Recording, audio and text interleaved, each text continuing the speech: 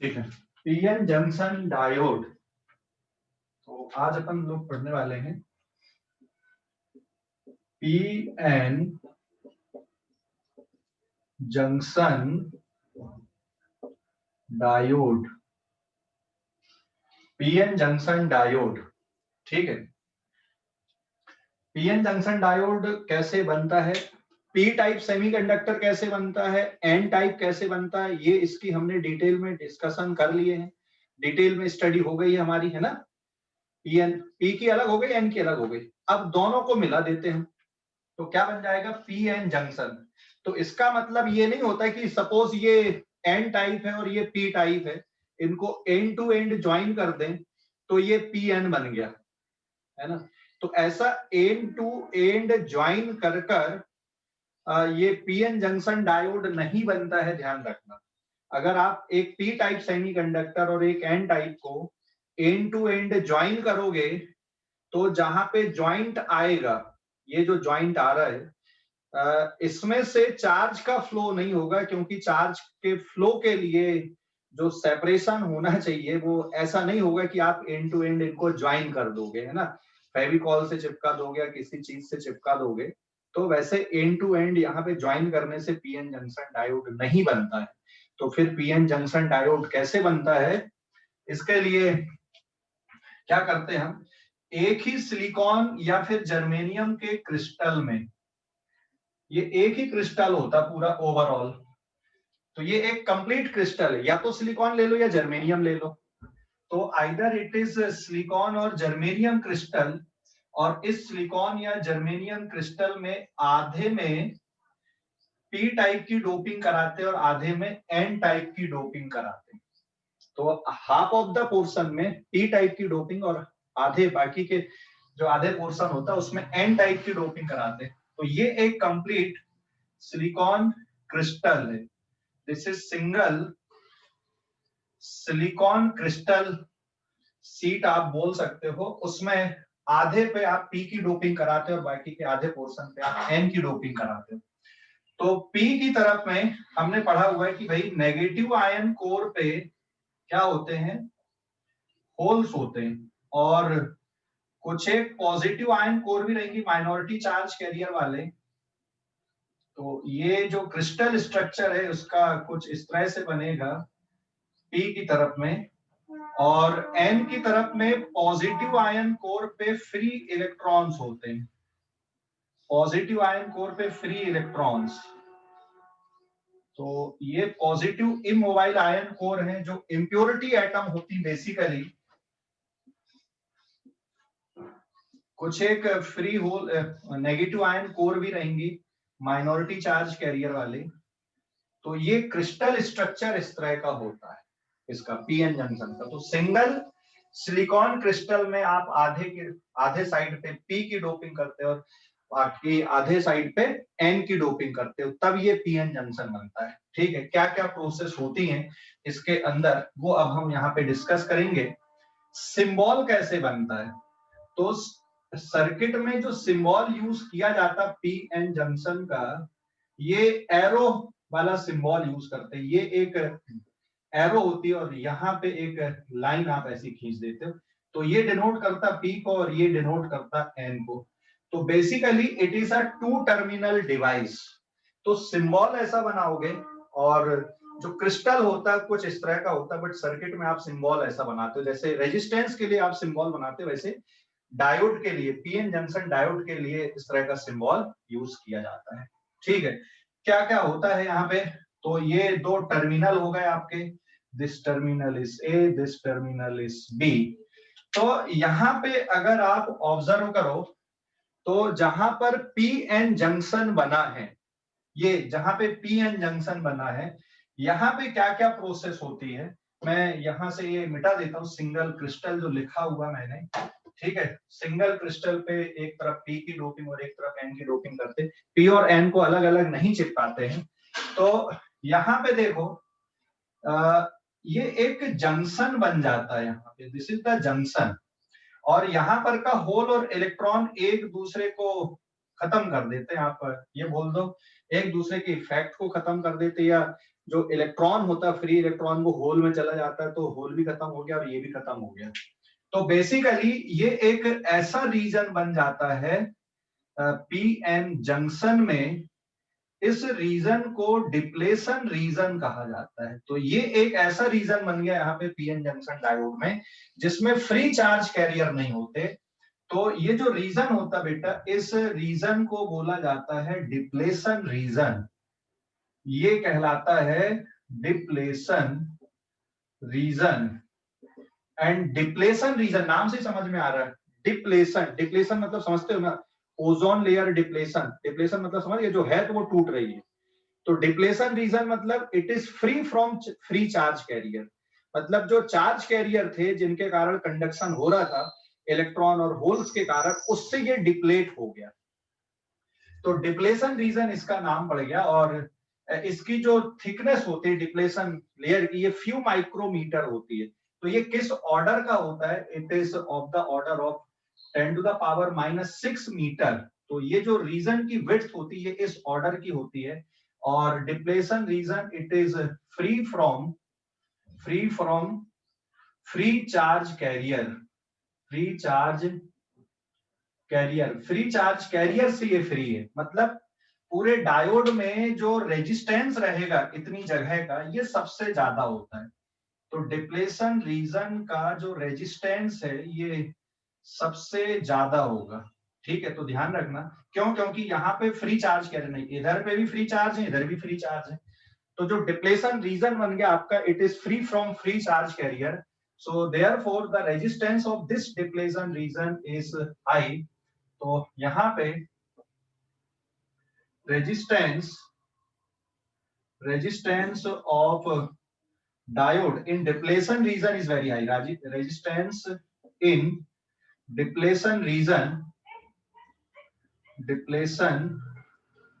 region is high. ये बहुत high हो जाता है यहाँ पे डिप्लेशन रीजन में, रेजिस्टेंस बहुत हाई हो जाता है क्योंकि यहाँ पे फ्री चार्ज कैरियर नहीं होते। तो अब एक और फिनोमेना यहाँ पे होती, देखो यहाँ पे क्या दिख रहा है आपको? पॉजिटिव आयन दिख रहा है, यहाँ पे नेगेटिव आयन दिख रहा है। तो कैपेसिटर की प्लेट के जैसा काम करने लगा ये।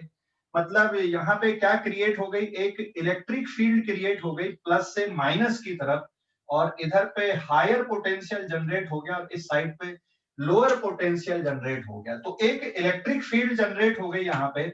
आप ये बोल सकते हो कि भाई यहाँ पे एक वर्चुअल बैटरी आप इमेजिन कर लो, एक वर्चुअल बैटरी बन गई, एक पोटेंशियल डिफरेंस क्रिएट हो गया।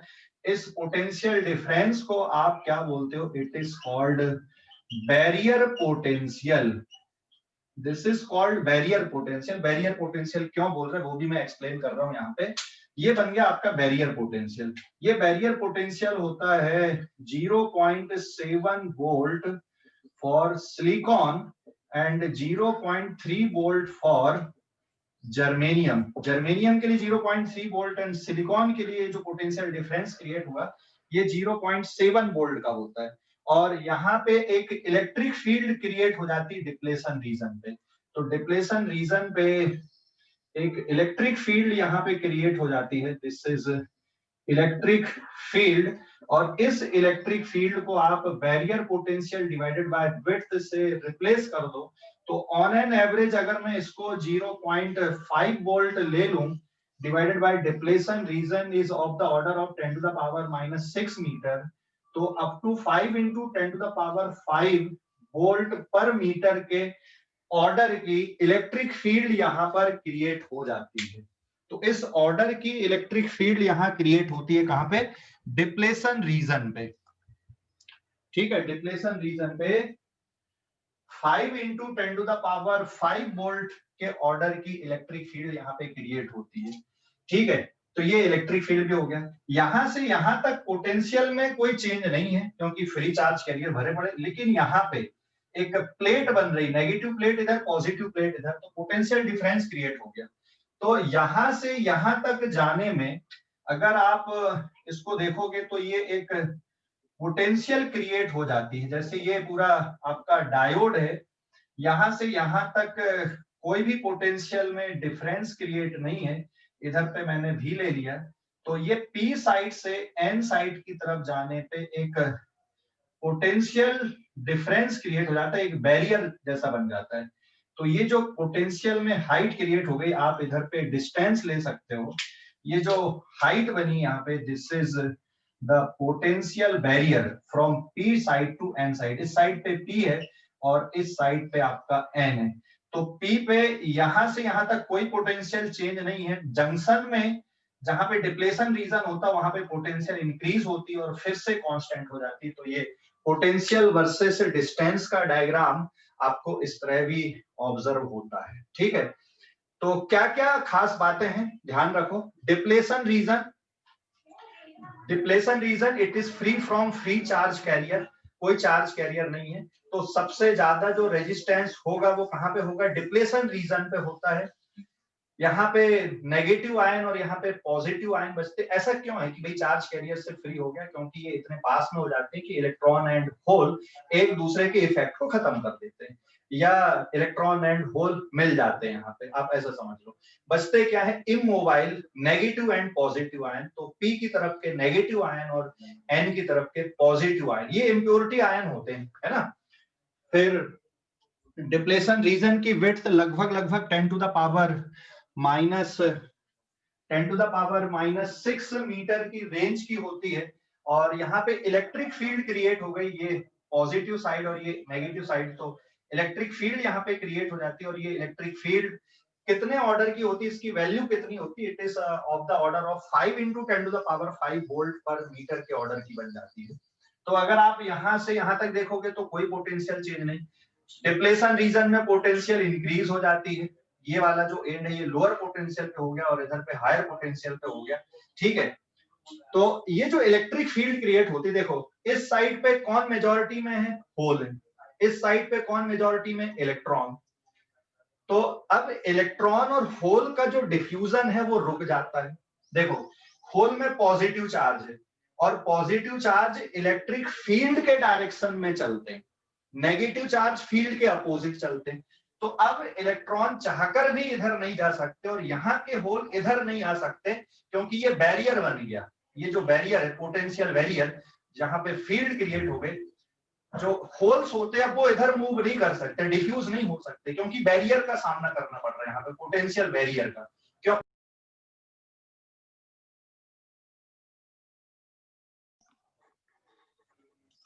हेलो, आवाज आ रही है अभी? हेलो। हाँ सर, आ रही है। हाँ, ये बीच में आवाज अटक गई होगी, ये नेट चला गया था मेरा, फिर से मैंने वापस से मोबाइल से कनेक्ट किया है ना, तो थोड़ा सा आज लूज रहेगा। ओके, यहाँ तक समझ गए। जो बैरियर पोटेंशियल है, इसको बैरियर पोटेंशियल क्यों बोल रहे हैं, क्योंकि एक प्रकार से ये बैरियर का काम कर रहा है ना, यहाँ पर के होल को इधर नहीं आने दे रहा है और यहाँ के इलेक्ट्रॉन को इधर नहीं आने दे रहा है। भाई इधर पे इलेक्ट्रॉन का कंसंट्रेशन ज्यादा है, तो कभी भी जो मोशन होता है वो हायर कंसंट्रेशन से लोअर कंसंट्रेशन की तरफ होता है, whether they are the charge carrier और जो गैस के एटम होते हैं। कभी भी जो डिफ्यूजन होता है वो हमेशा हायर कंसंट्रेशन से लोअर कंसंट्रेशन की तरफ होता है। तो नेचुरली यहाँ के जो इलेक्ट्रॉन ये मूव करके इधर जाएंगे और यहाँ के होल इधर आएंगे। बट ये जो बैरियर बन गया, ये क्या करता है, आगे यहाँ से होल को इधर नहीं आने देता और यहाँ से इलेक्ट्रॉन को इधर नहीं आने देता। इसलिए आप इसको क्या बोल रहे हैं, बैरियर पोटेंशियल बोल रहे हैं। ठीक है, मतलब यहाँ से इलेक्ट्रॉन को इधर भेजने के लिए या यहाँ से होल को इधर भेजने के लिए, अगर ये सिलिकॉन है तो 0.7 वोल्ट आपको बाहर से देना पड़ेगा उल्टा, जिससे ये फील्ड या ये जो बैरियर बना है उसका इफेक्ट खत्म हो सके, तब ये मूव करेंगे, अदरवाइज ये मूव नहीं करेंगे। तो फाइनली इक्विलिब्रियम कंडीशन में पीएन जंक्शन डायोड में अगर आपने कोई बैटरी नहीं लगाई है तो अब यहां पर से करंट का फ्लो नहीं होता। जब जंक्शन बनता है तब करंट का फ्लो होता है। जैसे ही जंक्शन बना, इमीडिएटली जैसे ही आपने डोपिंग किए, तुरंत एक करंट फ्लो होता है फ्रैक्शन ऑफ सेकंड के लिए, उसके बाद चीजें रुक जाती हैं। और अगर मान लो यहाँ पर इलेक्ट्रॉन और होल के पेयर जनरेट भी होते हैं, आप ऐसा भी समझ लो, और आगे अगर यहाँ पे इलेक्ट्रॉन और होल के पेयर जनरेट भी होते हैं, तो इलेक्ट्रॉन अगर यहाँ जनरेट हो गया तो ये वापस इधर खींच लेगा, फील्ड का डायरेक्शन इधर है तो वापस इधर आ गया, और होल अगर आया तो ये इधर चला जाएगा। तो अगर कोई प्रोसेस होती जिसमें यहाँ पे इलेक्ट्रॉन एंड होल के पेयर जनरेट भी होते हैं डिप्लेशन रीजन में, तो क्या होगा, ये होल इधर चला जाएगा, इलेक्ट्रॉन इधर जाएगा फील्ड के कारण। और यहाँ पे देखो कुछ माइनॉरिटी में क्या दिख रहा है आपको, यहाँ पे कुछ इलेक्ट्रॉन है तो ये तो इधर आएंगे, और यहाँ पे कुछ होल्स दिख रहा है ये इधर चले जाएंगे। तो इसके कारण एक इक्विलिब्रियम सेटअप हो जाता है यहाँ पे। और अगर मैं करंट की बात करूं तो यहाँ पे दो तरह का करंट बनेगा। एक करंट इस डायरेक्शन पे बनेगा, that is called diffusion current, और एक करंट एन से पी की तरफ बनेगा, that is called drift current. तो फील्ड के डायरेक्शन में जो मोशन होता है वो ड्रिफ्ट की वजह से हो रहा है यहाँ पे, और कंसंट्रेशन ग्रेडियंट के कारण जो मोशन होता है वो डिफ्यूजन करंट बनता है। तो एट इक्विलिब्रियम में drift current is equals to diffusion current. ठीक है, ड्रिफ्ट करंट किधर से किधर पे होता है, एन से पी की तरफ ड्रिफ्ट करंट, सॉरी पी से एन से पी की तरफ ड्रिफ्ट करंट होता है, और डिफ्यूजन करंट किधर से किधर होता है, पी से एन की तरफ होता है। इक्विलिब्रियम में ये दोनों करंट की वैल्यू सेम हो जाती है, एंड जो टोटल करंट है it is sum of diffusion current plus drift current. तो ड्रिफ्ट करंट किसके कारण होता है, माइनॉरिटी चार्ज कैरियर के कारण। डिफ्यूजन करंट मेजॉरिटी के कारण, और ड्रिफ्ट करंट किसके कारण होता है, माइनॉरिटी चार्ज कैरियर के कारण। तो डिफ्यूजन होता है मेजॉरिटी चार्ज कैरियर, और ड्रिफ्ट करंट बनता है किसके कारण, माइनॉरिटी चार्ज कैरियर के कारण। ठीक है, तो इक्विलिब्रियम जब होता है तो डिफ्यूजन करंट, मान लो चार्ज कैरियर बन भी रहा है, वैसे ये प्रोसेस हमेशा चलती रहती है कि इलेक्ट्रॉन एंड होल के पेयर जनरेट होते रहते हैं, ठीक है, एक दूसरे के इफेक्ट को खत्म भी करते हैं और प्रोड्यूस भी होते हैं, तो ये प्रोसेस चलती रहती है। मतलब मान लो यहाँ पे इलेक्ट्रॉन एंड होल का पेयर जनरेट हुआ, तो होल इधर चला जाएगा, इलेक्ट्रॉन इधर आ गया, कौन सा करंट बन गया, ये वाला बन गया आपका डिफ्यूजन करंट। और कंसंट्रेशन ग्रेडियंट के कारण जो करंट फ्लो होता है वो कौन सा होता है, आपका डिफ्यूजन करंट होता है। तो इक्विलिब्रियम कंडीशन में दोनों करंट की वैल्यू यहाँ पे सेम हो जाती है, और इसमें से जो करंट है, जब आपने कहीं बाहर से इसमें बैटरी नहीं लगाए हो तो करंट की वैल्यू ओवरऑल जो नेट करंट होता है वो कितना होता है, यहाँ पे 0 होता है। तो यहाँ पे दोनों का जो सम है दैट इज इक्वल टू 0। तो जो नेट करंट होता है इक्विलिब्रियम कंडीशन में विदाउट बाइसिंग, या बिना बैटरी के, या बिना एक्सटर्नल एनर्जी सप्लाई किए, इससे करंट फ्लो नहीं होता है। समझ गए? तो ये इसकी खास बातें हैं, कुछ इंपॉर्टेंट पॉइंट्स यहाँ पे लिखा मैंने। अभी कुछ डाउट है तो वो पूछो, आप कुछ डाउट आ रहा है मन में तो वो पूछो। सर, हाँ सर इलेक्ट्रॉन की ड्रिफ्ट तो इलेक्ट्रिक फील्ड के डायरेक्शन में नहीं होती है ना? हाँ, अपोजिट डायरेक्शन पे होती है। तो आपने तो वही डायरेक्शन में लिया हो। 1 मिनट, यहाँ पे देख, यहाँ पे कुछ इलेक्ट्रॉन है तो ये तो इजीली चले जाते हैं, मतलब माइनॉरिटी चार्ज कैरियर। तो ड्रिफ्ट करंट आएगा पी से एन की तरफ, और डिफ्यूजन करंट भी किधर बनता है, डिफ्यूजन में देखो होल इधर है और इलेक्ट्रॉन इधर है, तो ये भी इसी डायरेक्शन पे बनेगा। तो दोनों करंट का जो डायरेक्शन होता है, लेकिन ये माइनॉरिटी चार्ज कैरियर के कारण, और ये किसके कारण होता है, मेजॉरिटी चार्ज कैरियर के कारण। बट यहाँ पे आप देखोगे जो ड्रिफ्ट करंट बन रहा है, बेसिकली ड्रिफ्ट करंट अपन होल के मूवमेंट के कारण, यहां से इलेक्ट्रॉन इधर आएंगे। हम करंट का डायरेक्शन कौन सा लेते हैं, जिस डायरेक्शन में पॉजिटिव चार्ज चलते हैं ना, अरे समझ गए, करंट का डायरेक्शन किधर लेते हो आप, पॉजिटिव चार्जेस के positive direction. Charge. N side में पॉजिटिव क्या है, होल्स हैं, जो माइनॉरिटी चार्ज कैरियर है, बराबर है? हाँ सर। ठीक है, तो एन साइड में माइनॉरिटी चार्ज कैरियर आपके होल्स हैं, तो होल्स एन से पी की तरफ ड्रिफ्ट हो जाते हैं। ठीक है, आसानी से ड्रिफ्ट हो जाते हैं। तो सही तो लिखा था मैंने पहले कि एन से पी की तरफ ये बनेगा आपका ड्रिफ्ट करंट, क्योंकि होल यहां पर में माइनॉरिटी और ये आसानी से ड्रिफ्ट हो जाएंगे। ठीक है ना, तो सही तो लिखा था मैंने पहले, आप इलेक्ट्रॉन से कंफ्यूज मत हो। तो ये जो ड्रिफ्ट करंट बनता है ये एन से पी की तरफ बनता है, और डिफ्यूजन करंट पी से एन की तरफ बनता है। ठीक है, क्लियर हो गया? आप जो करंट का डायरेक्शन है ना, होल के मूवमेंट के डायरेक्शन से देखो, समझ गए? करंट का डायरेक्शन आपको हमेशा होल के मूवमेंट के डायरेक्शन से देखना है, या जिस डायरेक्शन में इलेक्ट्रॉन फ्लो होते हैं उसके अपोजिट डायरेक्शन से देखना है। तो ड्रिफ्ट करंट बनता है इलेक्ट्रिक फील्ड के कारण, ठीक है, फील्ड के डायरेक्शन में, फील्ड के अपोजिट या तो इलेक्ट्रॉन मूव होंगे या फील्ड के डायरेक्शन में होल्स मूव होंगे। अभी समझ गए वेदांत? हाँ सर। तो इक्विलिब्रियम कंडीशन में ये ओवरऑल जो करंट है वो जीरो रहता है यहाँ पे। क्लियर हो गया? अभी कोई डाउट कुछ है तो पूछो। सिंबल कैसे बनता है, बैरियर पोटेंशियल क्या होती है, डिप्लेशन रीजन क्या है, उसकी विड्थ लगभग लगभग कितनी होती है ना? क्लियर हो गया? ये सारे कुछ पॉइंट्स हैं। डोपिंग का क्या इफेक्ट पड़ता है डिप्लेशन रीजन पे? अगर मान लो तुम डोपिंग लेवल बढ़ा दोगे तो डिप्लेशन रीजन पे क्या इफेक्ट पड़ेगा, बताओ जरा सोच के। अगर डोपिंग का लेवल बढ़ाओगे तो डिप्लेशन रीजन पे क्या फर्क पड़ेगा? डिप्लेशन रीजन की विड्थ कम होगी कि ज्यादा होगी? डिप्लेशन रीजन की विड्थ कम होगी या ज्यादा होगी? चलो ठीक है, आपको सोचने के लिए डाल देता हूं मैं।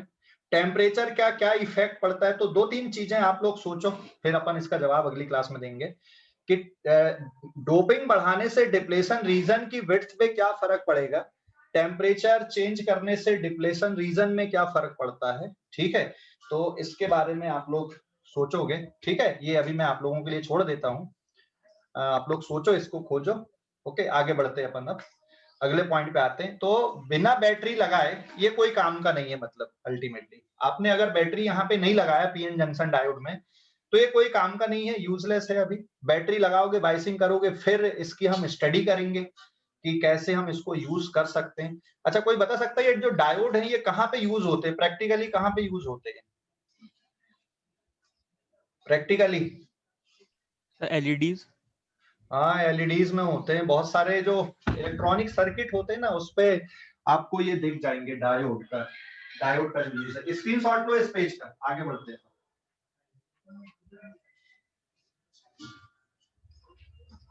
सर ये डिफ्यूजन करंट कैसे प्रोड्यूस हुआ, एक और बार बता दें।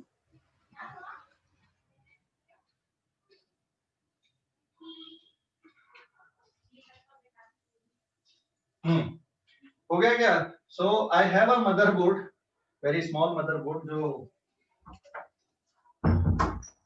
वाटर फिल्टर का मदरबोर्ड है। मैं तुमको इसमें से कुछ कंपोनेंट दिखाता हूँ अभी, ठीक है? मैं इसको स्विच कर रहा हूँ यहाँ पे कैमरे को। ये स्क्रीनशॉट ले लिया इस पेज का? कोई डाउट है तो बताओ जल्दी से। स्क्रीनशॉट ले लिए? सर वो डिफ्यूजन करंट कैसे आया? डिफ्यूजन करंट बेटा कंसंट्रेशन ग्रेडियंट के कारण बनता है, बट जैसे जो डिप्लेशन रीजन है ना, हेलो, डिप्लेशन रीजन, चल देख लेफ्ट साइड में किसका कंसंट्रेशन ज्यादा है? होल का। अरे सिल्वी,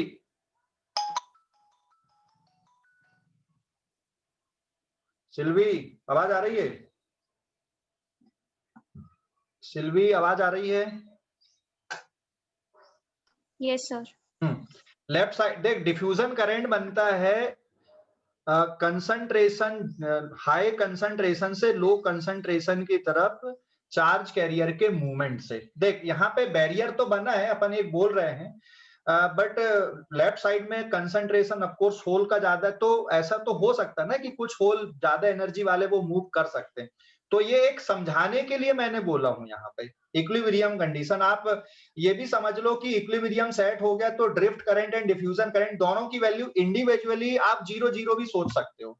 और अगर आप इंडिविजुअली 0 नहीं सोच रहे हो तो आप ये मान लो कि डिफ्यूजन करंट भी बन रहा है और ड्रिफ्ट करंट भी बन रहा है, और दोनों एक दूसरे के इफेक्ट को क्या कर दे रहा है, यहाँ पे कैंसिल आउट कर दे रहा है। तो आपको कैसे इंटरप्रेट करना ये आपके ऊपर है यहाँ पे, क्योंकि कुछ ऐसे परफेक्ट एविडेंस नहीं है ना।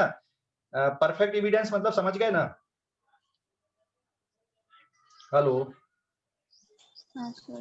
हाँ, तो आपको कैसे इंटरप्रेट करना, आप ऐसा भी सोच लो कि ड्रिफ्ट करंट भी 0 हो गया, डिफ्यूजन भी 0 हो गया, या आप ऐसा भी सोच लो कि ड्रिफ्ट करंट और डिफ्यूजन करंट की वैल्यू बराबर बराबर हो गई और दोनों एक दूसरे के इफेक्ट को क्या कर दे रहा है, यहाँ पे इक्विलिब्रियम कंडीशन में कैंसिल आउट कर दे रहे हैं। ठीक है, समझ गए? हाँ सर मैं पूछ रही थी कि डिफ्यूजन करंट प्रोड्यूस कैसे होता है? डिफ्यूजन करंट प्रोड्यूस होता है, चल थोड़ी देर के लिए जो बैरियर बना ना वहां पे डिप्लेशन रीजन है ना, उसको छोड़ दे तू, उसको भूल जा थोड़ी देर के लिए। तो लेफ्ट साइड के जो होल हैं वो किधर चलने लगेंगे? पी साइड के, पी साइड से एन साइड की तरफ चलने लगेंगे ना, क्योंकि पी साइड में इनका कंसंट्रेशन ज्यादा है। तो किधर जाएंगे ये? आसानी से हाई कंसंट्रेशन से लो कंसंट्रेशन की तरफ मूव करेंगे। समझ गए? डिफ्यूजन का जो प्रिंसिपल होता है, डिफ्यूजन का सीधा सा प्रिंसिपल यही है कि डिफ्यूजन हमेशा हायर कंसंट्रेशन से लो कंसंट्रेशन की तरफ होता है। तो इसमें हमने कुछ कोई ऐसा लॉजिक नहीं लगाया है, हमने सीधा सीधा जो डिफ्यूजन का जो नियम है, डिफ्यूजन का जो प्रिंसिपल है, उसके अकॉर्डिंग हम बात कर रहे हैं यहाँ पे। क्लियर हो गया? तो पी साइड में होल का कंसंट्रेशन ज्यादा है, तो वो हाई कंसंट्रेशन से लो कंसंट्रेशन की तरफ मूव होते हैं और इसके कारण डिफ्यूजन करंट बनता है। ठीक है? Yes sir.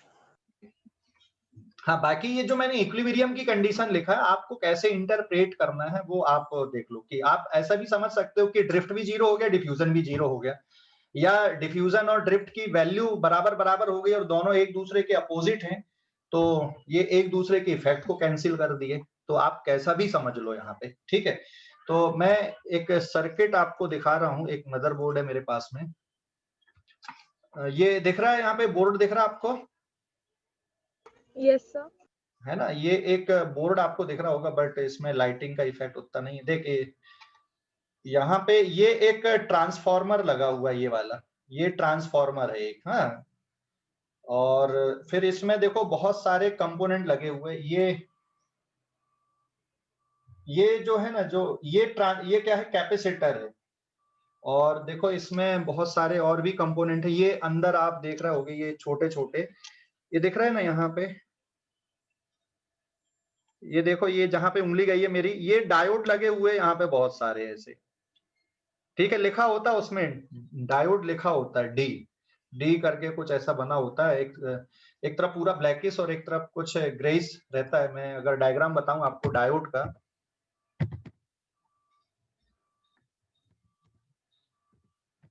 डायोड देखा है कि नहीं देखा?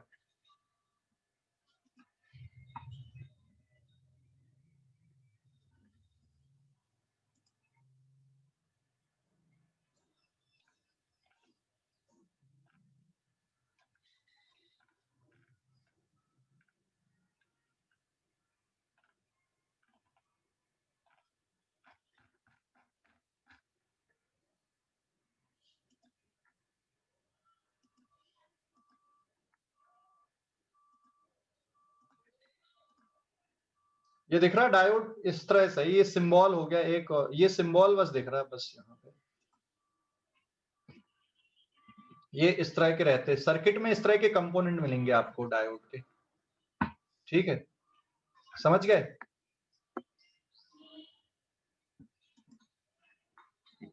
समझ गए ना? तो वापिस आते हैं अपना ये पूरी थ्योरी पे वापिस आते हैं। ये इस पेज का स्क्रीनशॉट ले लिया आप लोगों ने।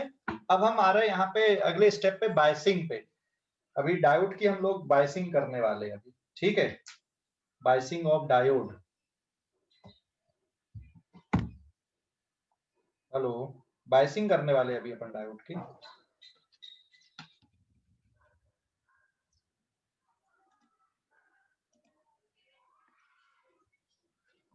ये देखो थोड़ा सा लाइट कम थी।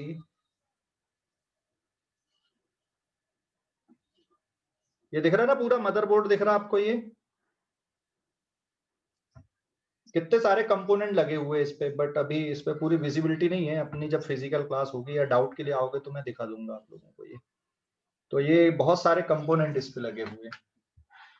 ओके, अब हम करते हैं इसकी बायसिंग, मतलब बैटरी कनेक्ट करना, मतलब इससे कुछ वर्किंग अपन देखते हैं इसकी अब, है ना? तो अगले पेज पे जा रहे हैं हम, यहाँ पे पेज नंबर 2 पे। स्क्रीनशॉट हो गया इस पेज का? पेज नंबर 2 पे आते हैं। स्क्रीनशॉट हो गया ना इस पेज का? स्क्रीनशॉट ले लिए ना? Yes sir. Now page number 2,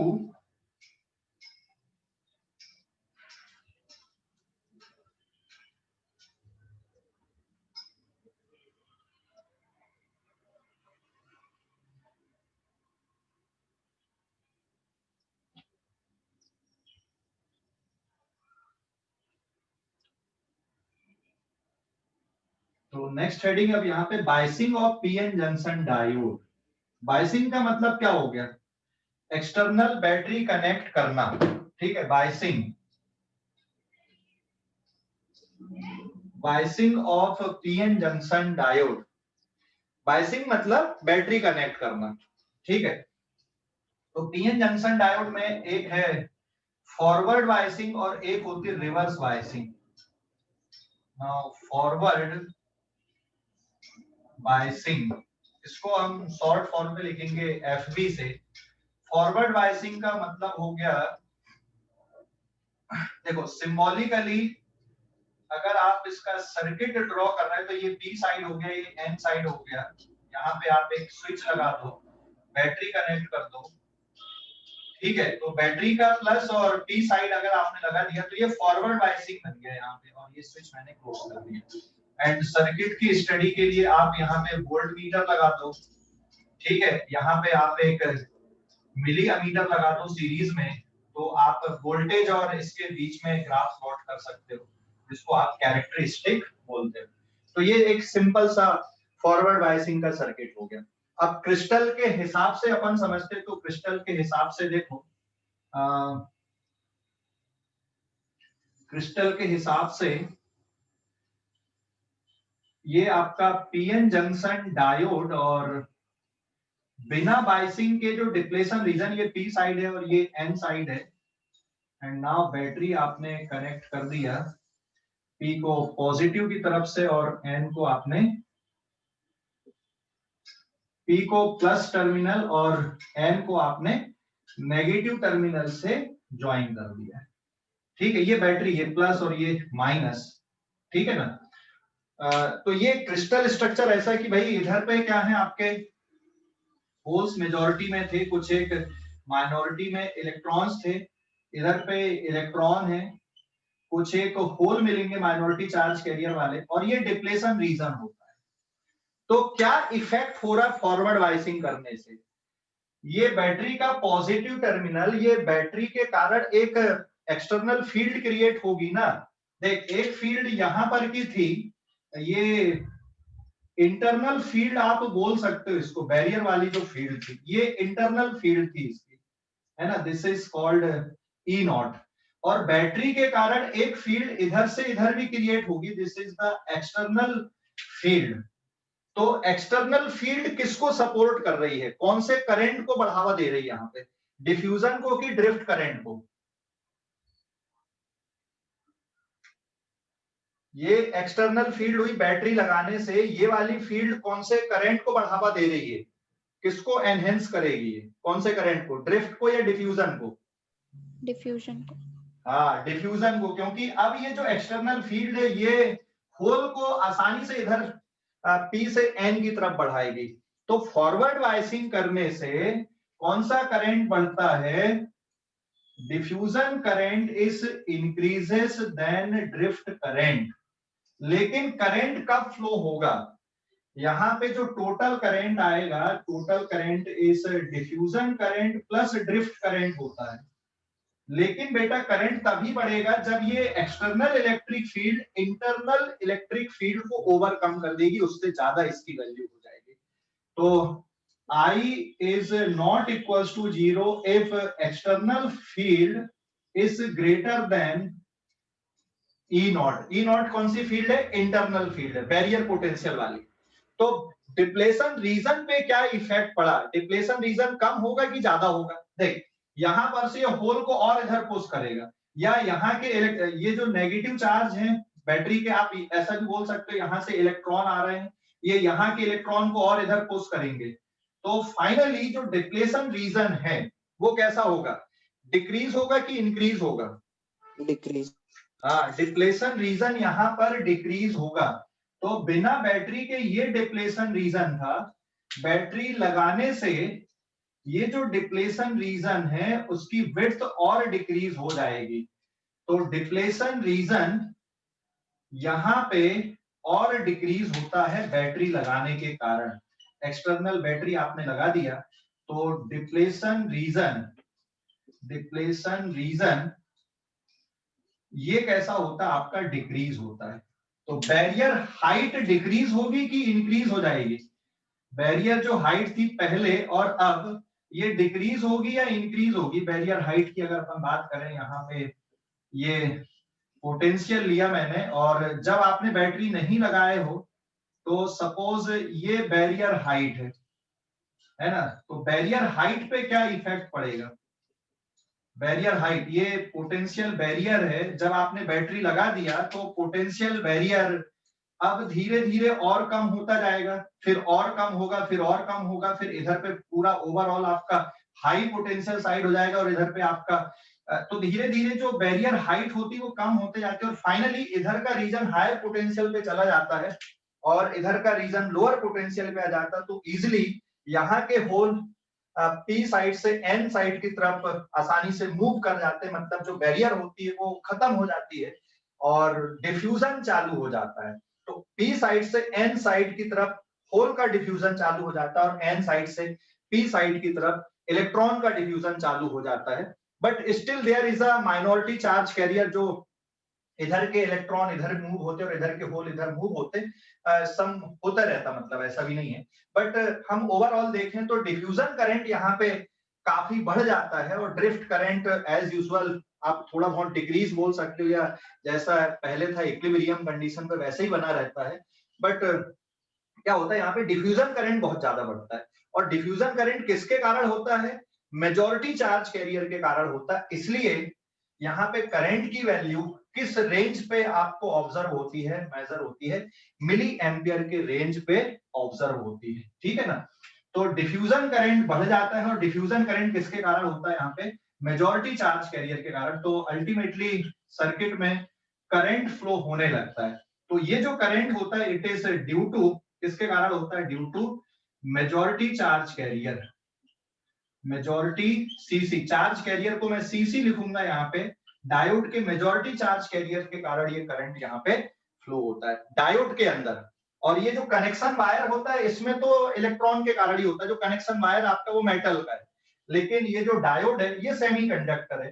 तो डायोड के अंदर जो करंट फ्लो होता है वो किसके कारण होता है? मेजॉरिटी चार्ज कैरियर के कारण होता है। मतलब डिफ्यूजन करंट बढ़ जाता है और ड्रिफ्ट करंट कम हो जाता है। बैरियर की हाइट धीरे धीरे डिक्रीज होकर खत्म हो जाती है, पी तरफ अब हायर पोटेंशियल हो गया और एन की तरफ अब आपका लोअर पोटेंशियल हो गया। बट एक चीज ध्यान देना, ये जो यहाँ पे डिप्लेशन रीजन है ये स्टिल रहता ही है, ये खत्म नहीं होता। चार्ज कैरियर क्रिएट होते हैं, जाते हैं, क्रिएट होते जाते हैं, बट किसने किसके इफेक्ट को क्या बोलते हैं अपन, डोमिनेंट कर दिया? ये जो एक्सटर्नल फील्ड होती है इंटरनल फील्ड को डोमिनेंट कर देती है।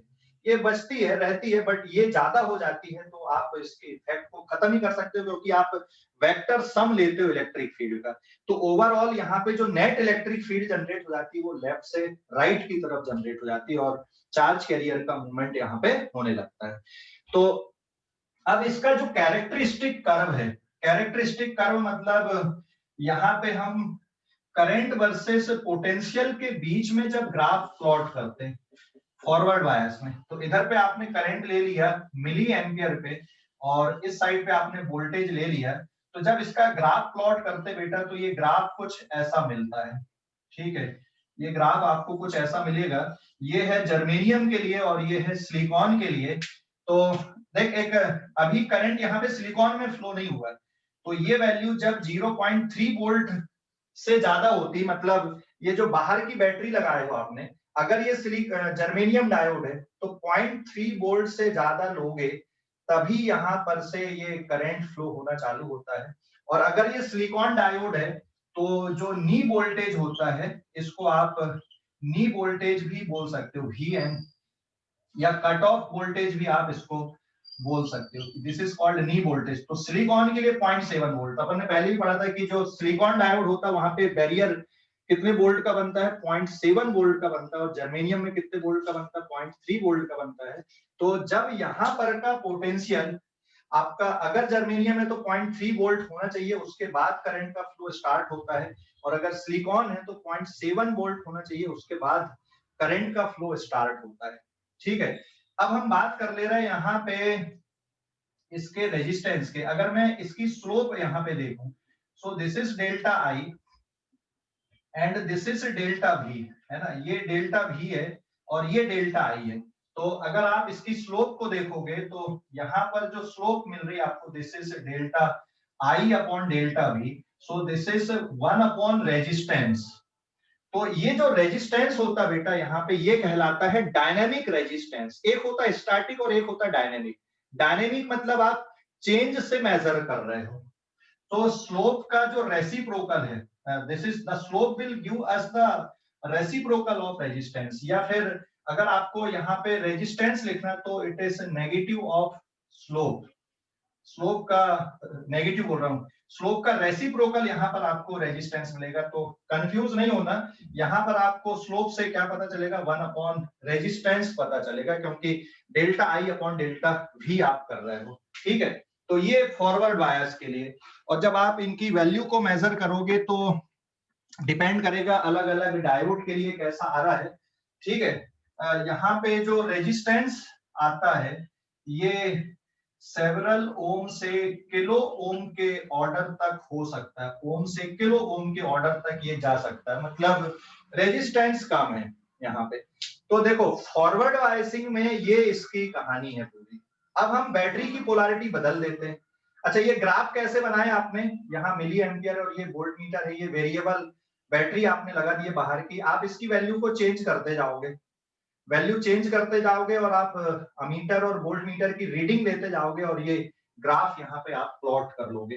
तो ये जो है ना, ये ग्राफ, ये कैरेक्टरिस्टिक कर्व है, फॉरवर्ड बायस की कैरेक्टरिस्टिक कर्व भी कहलाती है। So this is the characteristic curve of forward bias. समझ गए? हेलो, अरे समझ गए या नहीं? हेलो, समझ गया सर। हाँ, स्क्रीनशॉट ले लो। तो यहाँ पे जो स्लोप आया delta I upon delta we, ये कौन सा रेजिस्टेंस है, ये डायनेमिक है।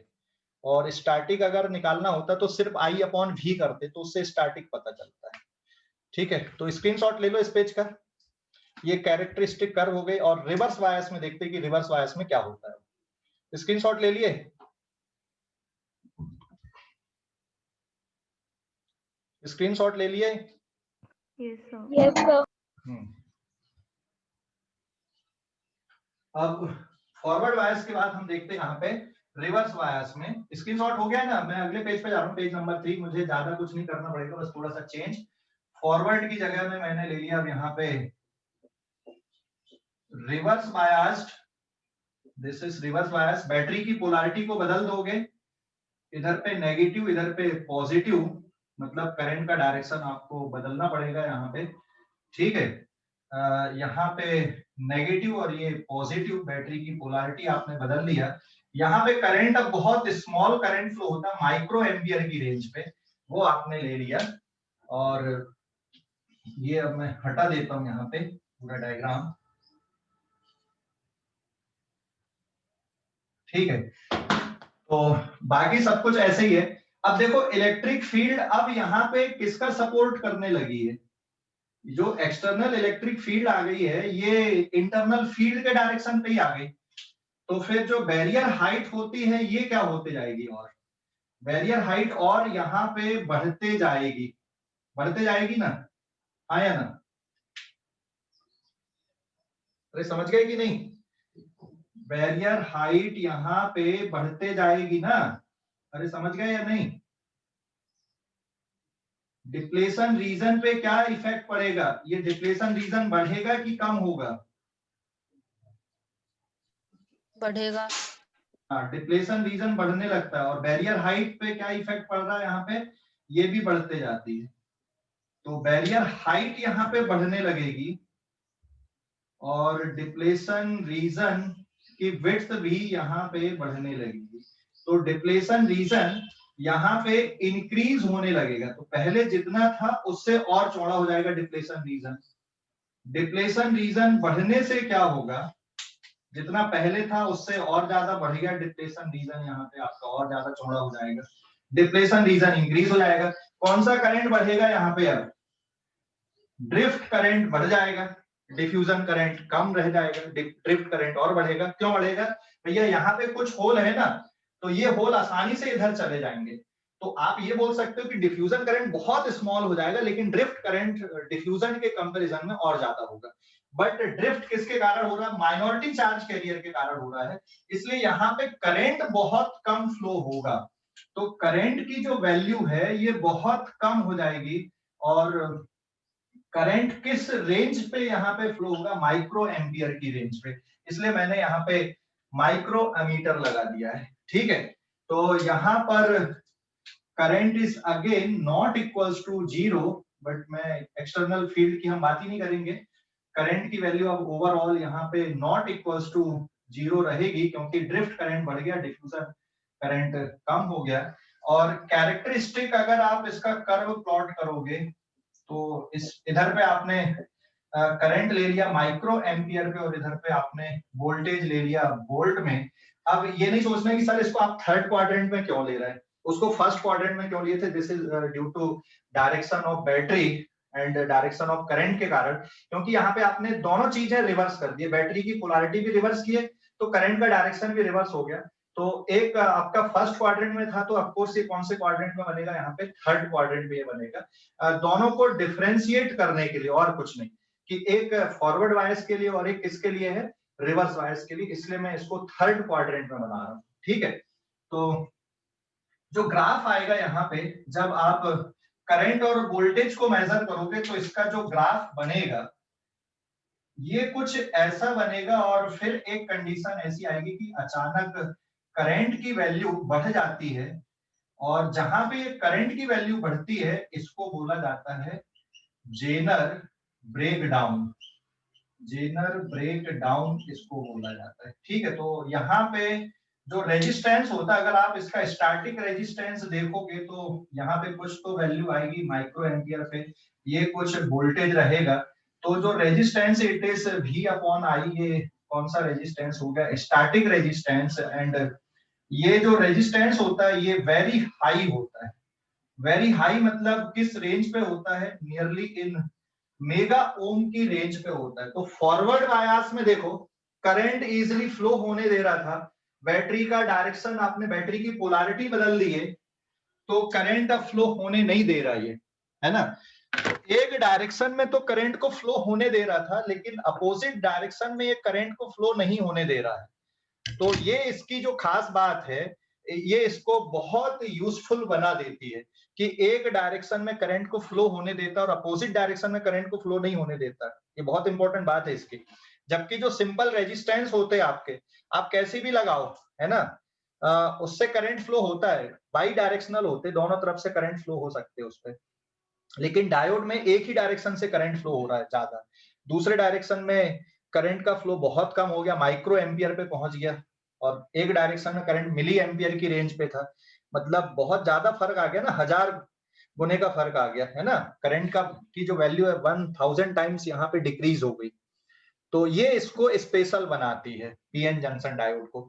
जेनर ब्रेकडाउन क्या होता है ये मैं अगली क्लास में डिस्कस करूंगा अभी, ठीक है ना, कि ये जेनर ब्रेकडाउन क्या है। But this is the reverse bias characteristic of PN junction diode. इसकी rectifiers, half rectifiers and full rectifiers, वो सब अभी अगले आने वाली क्लास में आएगा ना। अभी तो अपन ने चालू की ना पीएन जंक्शन, इसके यूजेस पढ़ेंगे, फिर अपन फोटो डायोड, फिर सोलर सेल, ये सब भी पढ़ने का है ना उसमें, एलईडी, ठीक है, रेक्टिफायर, ये सब पढ़ने का भी, जेनर डायोड। तो ये तो अपन ने पीएन जंक्शन डायोड का एक इंट्रोडक्शन पार्ट की। इसको क्यों इतना इंपॉर्टेंस बनता है इसका, या क्यों इतना खास बनाता है ये पीएन जंक्शन डायोड, इतना खास क्यों है? क्यों? क्योंकि एक डायरेक्शन में करंट को तो फ्लो होने देता है, ये अपोजिट डायरेक्शन में करंट को फ्लो नहीं होने देता। तो रिमेंबर, ये जो टॉपिक अपन पढ़ रहे हैं सेमीकंडक्टर, जेई एडवांस के सिलेबस में नहीं है, नीट में है और जेई मेंस में है। लेकिन ऐसा कोई साल गया नहीं है जब जेई मेंस में या नीट में इस चैप्टर से क्वेश्चन ना आए।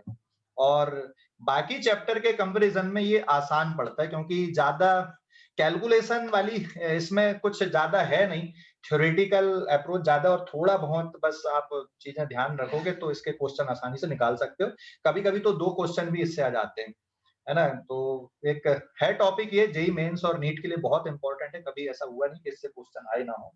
ठीक है, तो अच्छे से करते चलो और आपको जरूर ये आराम से 4 मार्क या फिर 8 मार्क जरूर दिला के जाता है ये। अगर 2 क्वेश्चन आ गए तो एक प्रकार से बोनस ही रहता है यहाँ पे, और थोड़ी सी मेहनत में ये बढ़िया तैयार हो जाता है। ठीक है, तो स्क्रीनशॉट ले लिए इस पेज का, स्क्रीनशॉट ले लिए। तो आज के लिए इतना ही है ना, बाकी अगली क्लास में पढ़ेंगे अपन।